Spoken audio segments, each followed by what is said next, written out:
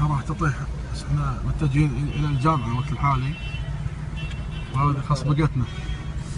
والتاريخ حاليا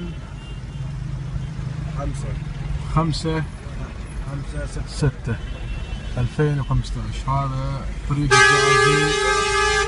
طريق الزقازيق في مصر. الحين راح تطيح الشاحنة. شو مرتفعة موفى الشارع كلها. شوف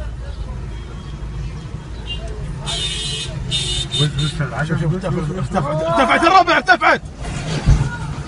ارتفعت يا الربع، طاحت يا الربع، طاحت هذه. ايه لا يطلع اطلع مني يا حاج حجي. خلونا صور خلود. مقطورة